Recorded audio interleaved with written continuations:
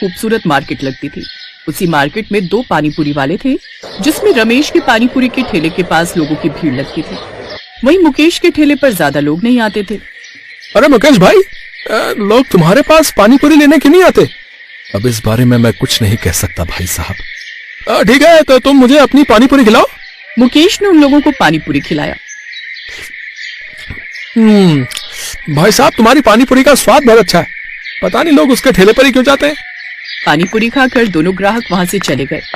धीरे धीरे शाम हो गई और वो वापस घर आ गया। क्या हुआ, आपका मुंह क्यों लटका हुआ है? आज भी धंधा नहीं हुआ क्या? क्या बताऊं ममता, रोज रोज का यही झमेला है। मैं इतनी मेहनत से कितनी स्वादिष्ट पानीपुरी बनाता हूँ, लेकिन लोग सिर्फ रमेश के ठेले के पास ही जाते हैं। चलो खाना लगा दो, खा पी कर सो जाते हैं। कल फिर से जिंदगी का सफर शुरू करेंगे। सारा राशन खत्म हो गया और पैसे भी नहीं है घर पर, सिर्फ रोटी और प्याज है। कोई बात नहीं ममता, हमारे लिए प्याज बहुत भयानक भयानक जंगली जानवर रहते हैं। खतरनाक भेड़िए उस जंगल पर राज करते हैं। उन भेड़ियों से बच के तुम्हें वो जड़ी बूटी लानी होगी। उस जंगल के बीचों बीच बहुत सारे सफेद फूल लगे होंगे। उन्हीं फूलों के बीच हरे रंग की पत्तियां दिखाई देंगी। वो पत्तियां ही तुम्हें लेकर आनी है। ठीक है। मुकेश पैदल ही उस जंगल के लिए निकल पड़ा और 1 घंटे में ही जंगल में पहुंच गया। जंगल के अंदर पहुंचते ही उसे बहुत सारे चील, कौवे और गिद्धों ने परेशान किया, लेकिन उनसे बचते हुए किसी तरह वो जंगल के अंदर घुस गया। ये जंगल तो सच में बहुत खतरनाक है। अब मुझे किसी भी कीमत पर जल्द से जल्द जंगल के बीचों बीच उस जड़ी बूटी के पास पहुंचना होगा। मुकेश थोड़ा और अंदर गया, तभी उसे जंगली कुत्तों ने चारों तरफ से घेर लिया और उस पर अटैक किया। मुकेश किसी तरह वहां से भागा और एक पेड़ के ऊपर चढ़ गया। कुत्ते नीचे से भौंक रहे थे, तभी मुकेश ने पेड़ से एक बहुत मोटी डाल तोड़ी और फेंक कर उन कुत्तों के ऊपर मारी। ऐसे ही दिन बीत रहे थे। एक रात उसकी बेटी बहुत बीमार पड़ गई। देखो ना, हमारी गुड़िया बहुत बीमार हो गई है, जल्दी से वैद्य जी को बुला कर लाइए। ठीक है ममता, तब तक तुम गुड़िया का ख्याल रखना। मुकेश थोड़ी देर बाद वैद्य जी को बुलाकर लाया। वैद्य जी ने उसकी बेटी को देखा और कहा, तुम्हारी बेटी को तो बुखार ने अंदर से जकड़ लिया है। इसे ठीक होने में तो ज्यादा वक्त नहीं लगेगा, लेकिन फिर भी बहुत मुश्किल है। ये सुनकर ममता और मुकेश परेशान हो गए। वैद्य जी ऐसा मत बोलिए, हम गरीबों की जिंदगी में अभी तक परेशानियां कम थी, जो एक और परेशानी दे दी भगवान ने हमें। किसी भी कीमत पर इसे ठीक कर दीजिए। तुम्हारी बेटी को ठीक करने के लिए एक खास जड़ी बूटी की जरूरत पड़ेगी। वो जड़ी बूटी यहाँ से 10 किलोमीटर दूर एक घने जंगल में मिलेगी। क्या तुम ला सकते हो?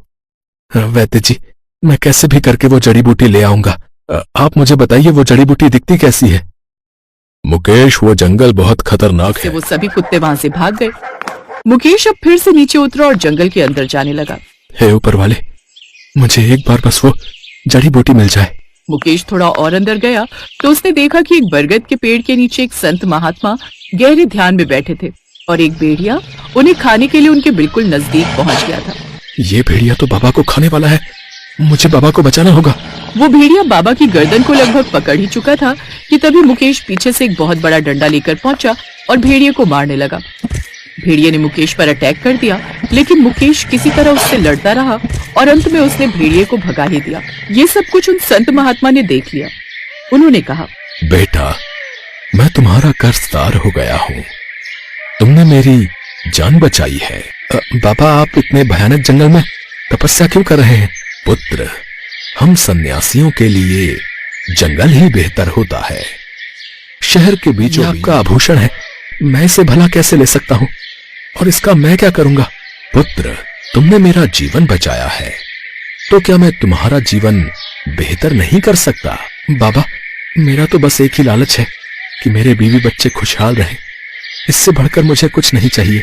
इतना बोलकर मुकेश भागते हुए अपने घर वापस आ गया। उसने वैद्य जी को वो जड़ी बूटी दी। वैद्य जी ने जड़ी बूटी का काढ़ा बनाया और गुड़िया को पिला दिया, जिससे थोड़ी देर में ही वो पूरी तरह ठीक हो गई।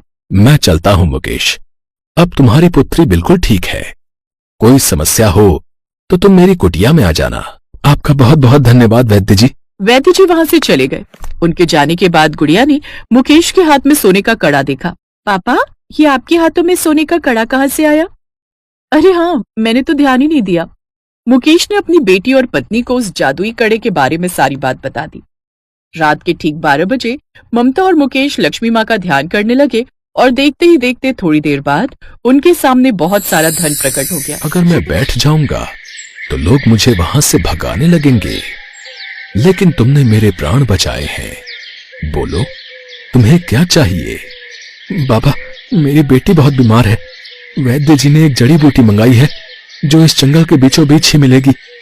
वो मुझे कहाँ मिलेगी, क्या आप बता सकते हैं? बाबा ने अपने कमंडल से वही जड़ी बूटी निकाली और मुकेश को दे दी। पुत्र, ये जड़ी बूटी बहुत काम की है, इसलिए मैं हमेशा इसे अपने पास रखता हूं। ये तुम ले लो, तुम्हें इसकी अधिक आवश्यकता है। आपने तो मेरा काम बहुत आसान कर दिया बाबा, मैं चलता हूं।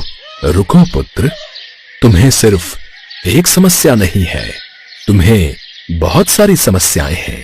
तुमने मेरा जीवन बचाया है, इसीलिए मैं तुम्हें अपना ये सोने का कड़ा देता हूं।